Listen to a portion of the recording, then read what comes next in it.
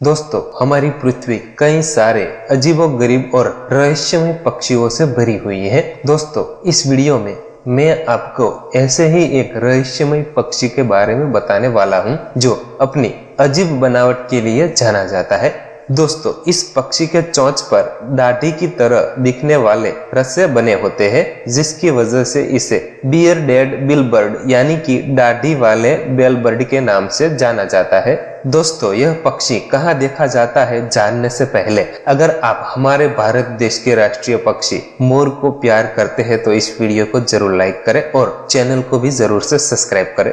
दोस्तों, यह बियरडेड बिलबर्ड नाम का पक्षी उत्तरी दक्षिण अमेरिका में पाया जाता है।